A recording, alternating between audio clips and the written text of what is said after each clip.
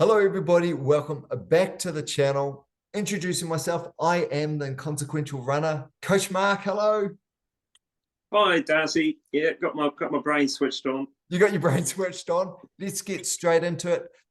For those of you joining us for the first time, this is where, as runners, we catch up with a coach. That is our coach, Coach Mark, and we ask him all the questions we want answered. So if you do have any questions, either related to this video or anything else that you want answered, just pop them in the comments below. Coach Mark, the question we have for you today is, how do we get the most out of the gym? So what exercises should we be doing at the gym? Now, I'm really keen to hear the answer because I used to go to the gym as a young pup. I've been going ever since, but I can't help to think that my workout is too narrow. You can imagine it. It's leg extension, leg curls, seated leg press, calf raises.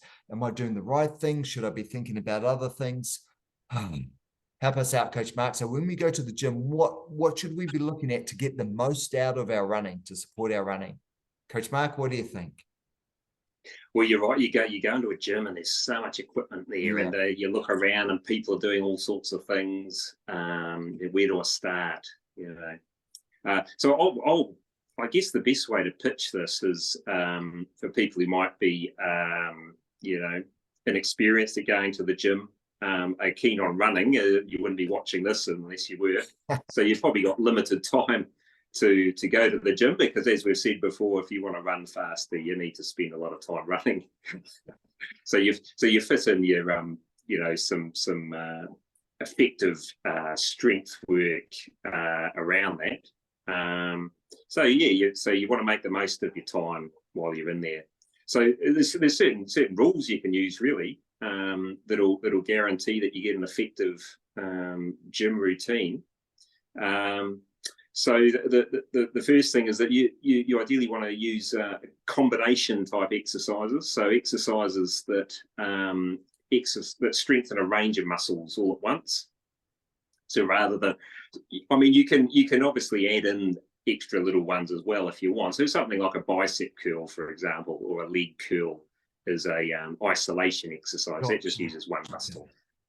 But something like a chest press or cable pull or something like this, lat pull down, they're combination exercise. They use a range of muscles all at once. So that's the first rule you want to do. Also, ideally use dumbbells or free weights or cables rather than machines are best, because then you're also working the stabilizing muscle as well as the big muscles, which is important when you're running. If you just use machines all the time, it's like putting really heavy sort of cladding on a building that has very flimsy frame to it. So that's the other thing, and then the major thing that you really can't go wrong if you use this rule. There's certain movements that us as humans actually should do in our daily lives, and if you include these movements in your gym routine, you'll ensure you get a balanced gym session. So you're not doing too much of one type of exercise, because that's the other thing. You don't want to be imbalanced. Doing a major problem for people in general or runners, it's very bad, is they do lots of pushing type exercises. For example, working the front of the body, which is not good because it brings the chest forward, makes it hard to get a deep breath. And we've talked in the past about the importance of running tall. So I'll run through these little these movements basically, and if you follow this template, you really can't go wrong. So you should include at least one pushing exercise, one pulling exercise. So that obviously balances up the pushing exercise. Right. You should have a twisting exercise and a bending exercise. Can you give us an example? So both of those, yeah. So twisting, a good example of a twisting would be something like a wood chop exercise. Okay. Yeah. Yep. And I've seen those both with dumbbells and with a cable machine, where someone holds onto the cable machine, or just simply holds dumbbell and then Okay, gotcha. Yeah, that's right. Yep. Yep. And bending is the other one, which is also often involves the abs as well, abs and back. Okay. So often you would combine a twisting and a bending all in one, Right. you know, and then you should have a squat and a lunge. Okay. Are the ones. I laugh because lunges, they sting, and in the old days I used to sort of move away from exercises that stung, but now I'm sort of gravitating towards them because I know my body's sort of telling me that I need to be doing them. That's why they sting. So yeah. okay, so if we're to summarize up, and I've got a question for you as well. So we're talking about complex or compound movements. Do those primarily where we're moving a lot of muscle groups all at once rather than those isolations. So your leg extension, your bicep curls, stuff like that. Use dumbbells and use cables over machines for the freedom of movement and initiating or invigorating.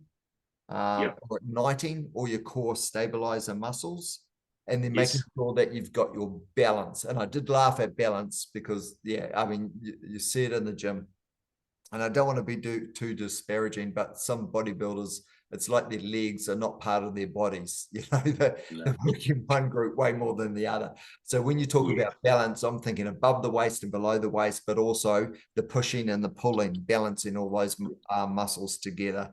So with those, your key three things, whatever you do in the gym, as long as you're doing those, you're sort of there or thereabouts in terms of having a good workout. So that's right. Yeah. Question I was going to ask is, interestingly, I thought you were going to go straight to leg exercises, but you talked about upper body exercises as well. So, Coach Mark, are you advocating that we do upper body as well as lower body? Oh, certainly. Yeah, Okay. certainly. Again, it's all about balance, and our upper body drives our legs, you know, and it helps our form and helps our posture. And also, you know, as long as you're careful, you're not going to you know, bulk up in the upper body. So that's something you want to be aware of. No, okay, perfect. And those are the 6 elements where, so you're balancing a pulling and a pushing together, but making sure that you have a twisting and a bending, a squatting and a lunging. So squatting, I'm thinking almost on a vertical plane, and lunging, moving on your horizontal plane. That's right. Okay. Oh, now quick question. Yeah. Squatting, when we do squats or any type of squatting exercise, it usually has a weight with it. Lunging, should we be adding a weight to lunging? Is it a case of picking up a couple of dumbbells if we feel confident adding some weight, or is body weight enough? What do you think, Coach Mark? Oh no, definitely add weight to lunging. Yep. Okay. You might start with body weight until you get like any exercise, you start with body weight or very lightweight until you get the technique right. You want to make sure it's good technique, but then without a doubt add weight to it, because you're going to be doing it in a very controlled, measured way. So it's safe. You know, there's no bouncing or impact or anything like that. But that way you do a controlled, measured lunge with you know, a significant amount of weight. When you've free of weight and actually running around, you're going to feel so strong and so light on your feet. Perfect. Okay, look, one other quick question I was going to ask that's just come into my mind now. And Coach Mark, it's either big enough where you're going to say that's another video, let's save that, or you might be able to answer it quickly here. Totally your call. And that is, how much weight do we go with a weight where we can knock out about 20 reps, or is it a case of, because we're running, we're doing high rep stuff anyway, so let's do really not super heavy, but heavy enough in the gym where we're really working our muscles. So we're doing anything between 6 to 8 reps. Is there something you can answer quickly now, or is that a whole nother video? Yeah, I think I could. Yeah, I think I could answer that. Okay, but you always want to start with the lighter weights again, because it's safer. So you know, I always think 10 to 15 is a good amount. for someone to start with, because if you can lift a weight 15 times, it means it's not overly heavy that you're going to put yourself at risk. And then obviously once 15 gets easy, then you up the weight, go back down to 10 and work within that range. Okay, 10 to 15 range.